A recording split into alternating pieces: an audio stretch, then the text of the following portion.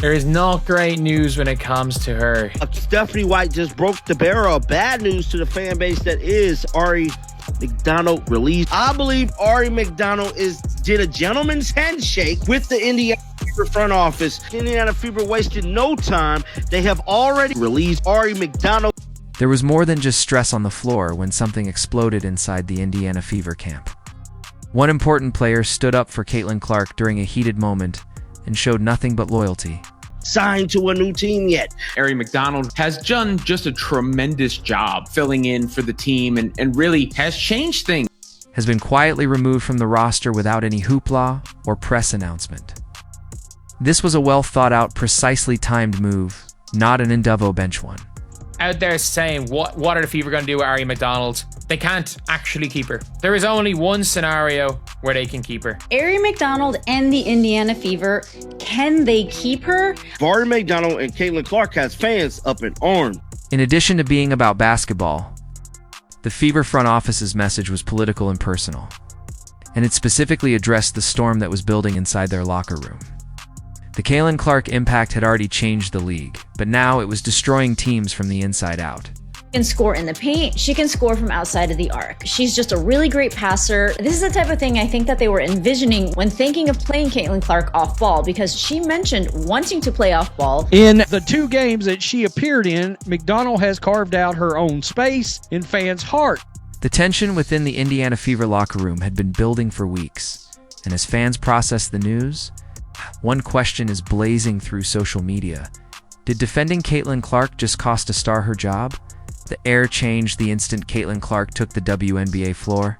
A lot of fans is kind of not happy with this. Maybe she will guard Caitlin before the free throw line this time. Welcome, Ari. She doesn't have to guard Caitlin between the free throws anymore. Co-workers who had hitherto moved in silent concord, both on and off the court, were abruptly divided between those who welcomed the incoming rookie and others who viewed her as a danger. Ari McDonald pretty much was let go by the team. Now, I'm here to tell you, she has signed to a new team yet. They can't cut anyone to sign Ari McDonald. The Fever can re-sign Ari McDonald for the rest of the season. Ari McDonald shows out for the Indiana Fever. The Indiana Fever look like a totally different team since Ari McDonald took over. The moment at which things break a furious in-game altercation that shocked spectators and rocked the organization, according to team insiders. There was an internal outburst after Caitlin Clark got into a violent altercation. So the one negative of the Indiana Fever getting Sophie Cunningham and Caitlin Clark back is that Ari McDonald cannot play. Sophie Cunningham has been cleared. Caitlin Clark has been cleared. You have now got like USA Today's WNBA media. A significant Fever player who had up until then been a regular on the roster, whose name had been showing up on highlight reels and team rotations, was abruptly removed from the team in an incident that not only rattled emotions but also reportedly damaged trust among teammates. Ari McDonald, she's not going to fix the problems for this team. And also, I think the biggest problem with this team is not their offense. I think it's the lack of defense. So you have a lack of defense on this Indiana Fever team. I don't think the offense is the issue. I think the defense is the issue. If you look at when the Indiana Fever had Caitlin Clark out there, they were 2-2. The reason they were 2-2 is because this team has bad defense, even when you have the best offensive player in the league on your team, like a Caitlin Clark. No caution, no formal explanation was provided. One silent roster update sent shockwaves through the fan community, and rumors started to spread like wildfire. Did the front office finally choose a side because of the altercation with Clark? Insiders suggested that this was about control more than performance. I mean, she did go viral, if you guys don't remember. She is the person who went viral for guarding Caitlin Clark when she still had another free throw to shoot. The Fever are treading carefully in an attempt to safeguard their investment in Caitlin Clark, who is not only a player, but also the league's future face. Any teammate who stymies that momentum, whether by coercion or friction, now seems to be a liability. So for Indiana Fever fans, the return of a healthy roster is supposed to be good news. But it comes with a tough side effect, the likely release of guard Ari McDonald, who has quickly become a fan favorite during the team's injury-stricken start to the season. Caitlin Clark effect seems to be crazier than year one. She's my role model. I really look up to her. Why do you like Caitlin? She's so good at basketball. What is evident is that this was not a mutual departure. Rather, it served as a warning to the other members of the team to either follow suit or risk being the next to go. And when Caitlin Clark does get back from being injured with her left quad strain, Aari McDonald would be an asset to the team, because there has been this idea of having Clark play off ball a little bit, just a few minutes a game like she did over at Iowa. So this is like nothing new. It's just new to the Indiana Fever. Oh man, I was very anxious. Like, it felt weird, sitting at home just watching the games this time of the year. But when I got the call, I was very excited, very blessed, and it was a humble experience to join a team like the Fever. And I'm just excited and I'm ready to compete and just win. I was a slight bit anxious, but again, it was my first day. I wasn't trying to overthink, because that's when, turnovers happen or you just mess up. But just constantly playing, just not thinking too much and just calling what I'm comfortable with. But the girls did a great job with just, cheering me on and being very, accepting and welcoming. The player who was cut, according to insiders, had been at the center of a developing internal rift and tension that had been simmering ever since.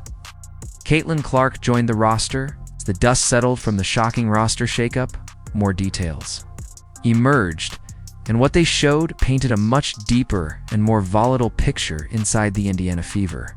Caitlin Clark is brought to bear at the WNBA.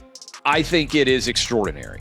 One, because she's really good, and with any great player, you're going to try to intimidate physically if you can. And two, because she brings it on. She talks trash. She lets you know when she's putting it in your eye. She walks around the floor, whether it's with the referees, whether it's with the opponent, whether it's with anybody, as if she's the baddest woman on the planet, if not on the court. And she has the ability to back that up. I don't have any issue with that. On the surface, it appeared to be normal growing pains for a team getting used to a high-profile rookie, national media attention, and sold-out arenas. But the atmosphere had changed significantly behind closed doors. You guys might remember Aari McDonald from not remembering to take her second free throw because she was so consumed with guarding Caitlin Clark here. This is a short-term contract first. Otherwise, bringing in a 5'6" guard makes me nervous about both Colson and Clark's health. So some people are like, oh man, you hired this person. She was going at Caitlin Clark and yada, yada, yada. Look. Not everyone in that locker room was prepared for that kind of change, according to those familiar with the matter. The now fired player had reportedly clashed with Clark several times on and off the court. When Clark joined the WNBA, she brought with her not only attention, but also expectations, winning discipline, unity, and most importantly, professionalism. Aari McDonald is currently signed to an end-of-season hardship contract, emergency hardship contract, and that is because the team was down under 10 players, so they qualified for an emergency hardship contract. We want Aari McDonald on the Indiana Fever. Aari McDonald shows out for the Indiana Fever. The Indiana Fever look like a totally different team since Aari McDonald took over. Aari McDonald has done just a tremendous job filling in for the team and really has changed things. She actually might be more desirable than she was before. What had begun as mild tension developed into open annoyance. Missed passes, cold shoulders, verbal abuse, and timeouts. Then there was the incident-tan in-game altercation in which Clark was the obvious victim of excessive physicality, which this teammate intensified instead of diffusing. No player in WNBA history has had to deal with this, what she's dealing with. If you want to give Caitlin Clark a technical foul for the reaction, ball's here. The ball's here. Caitlin Clark's head is here. The ball is, she's nowhere near the ball and she goes for the eye. JC Sean claws her in the eye. Mabry just goes and shoves her onto the ground. Although not all of it was captured on tape, those who were paying close attention witnessed what the league refused to acknowledge: a split within the Fever itself. One side supported Clark because they recognized her influence and leadership, while the other half despised the shift, the attention, the celebrity, and the pressure she brought. Some confusion over the way this goes. I covered a hardship before in Crystal Dangerfield a few years ago, and I think 2022, the Fever had some players overseas. This was pre-prioritization rules. Danielle Robinson was not yet with the team, and I can't remember who the other player was, but they only could have Crystal Dangerfield until those players returned. Then Dangerfield left, and they had to wait to get her back until that was cleared. I've seen a lot of fans say that the Fever could just cut someone else. and then just keep Aerie. That's not true. Once her Cunningham return, whether that's Tuesday or their next game after that, which I believe is their Liberty game over the weekend, so that's another 4 days. Keep that in mind when you think about returns. Then they have to let McDonald go. I think it's 10 days post-hardship, and then after that, once she's available, then they could, in theory, waive somebody to bring her. Insiders claim that following the game, team officials had already discussed behavior chemistry, media optics, and warnings behind closed doors. This incident was the last straw, and the front office acted quickly, not out of panic, but because they were planning and the organization had already made its decision. On the hardship deal, McDonald must be cut when the Fever get back to 10 available players. What shocked supporters the most was not just the rejection itself, but also the silence that followed. Caitlin Clark represents the future, and anything or anyone who undermines that will not be included in the blueprint. No thank you for the memories, no farewell message, no commemorative post. 52 points is the lowest point total that Chicago has had since 2011. So it's actually tied for the 5th lowest, apparently, in point total in team history in a regular season game. And the Indiana Fever has beaten the Chicago Sky by a combined 62 points in 2 games. The team has not yet issued a formal statement, but the message has already been made very clear. There is no room for division in the Caitlin Clark era. You are either building with her, or you are being replaced. It was swift, cold, and clearly intentional. Just a name taken off the official roster in a blank space where a career once stood. It is a mad situation just all around when it comes to Caitlin Clark, because it's very clear that she is way stronger. It is undeniable that Caitlin Clark is the engine. Caitlin Clark effect. There has been so much of an influx in attendance, in jersey sales, and viewership, all the things. That's about star power, narrative, and likability. Caitlin Clark comes into the WNBA, goes through college. She has panache. She has style. Following the removal, fans and analysts' emotions were flooding in. Social media was ablaze with rumors, support for Clark, and discussions about what actually transpired behind the scenes. WNBA without Clark, league feels the hurt. Without Caitlin Clark, fan fervor's down, ticket sales are down, merchandise is down. Many fans weren't shocked because they had already noticed the tension in previous games from body language, defensive lapses, and an obvious lack of chemistry on the court. What astounded them was the Fever's audacity. This was a well-known name, not a quiet bench player being dragged out. Aerie McDonald stepped on the court with the rest of the Indiana Fever. It was totally the difference maker. She has been the offensive playmaker that they were needing. She has the experience and the pacing, and she just fits in the system, and she fits in the culture. She's taking charges. She's playing big minutes. Fans had supported a member of the team's core, but the organization made it clear that no player, regardless of background, would be permitted to sabotage the momentum Caitlin Clark was creating. Some insiders hailed the decision as essential. So the one negative of the Indiana Fever getting Sophie Cunningham and Caitlin Clark back is that Aerie McDonald cannot play. Sophie Cunningham has been cleared. She is not going to fix the problems for the Indiana Fever without Caitlin Clark. No guard's going to come in and do that. She's not going to come in and fix this team. Others viewed it as a warning that losing experience in the middle of a season could backfire. But the Fever obviously weren't hesitating. They're not just protecting a player. They're protecting a brand, a vision, and a future built around one. Name Clark. They called it a power reset, an attempt to build around discipline, focus, and team-first energy. We see Caitlin Clark on the receiving end of something, and it's not called correctly. In fact, she gets a technical foul after getting poked in the eye and then shoved to the floor, and Marina Maybe doesn't even get thrown out of the game. It's basically open season on Caitlin Clark. Quiet nods during post-game interviews have even been noticed by rival coaches and players. Subtle remarks regarding leadership. Dynamics and team culture imply that this is a signal that the tale is about more than just one firing. So it's just that little clip right there. People up in arms really seriously. McDonald's is the worst in Mitchell. Total ball hog, does not run an offense at all. Coaches 2.0. So Grayson Celeste unavailable. Caitlin loved that. Can't be.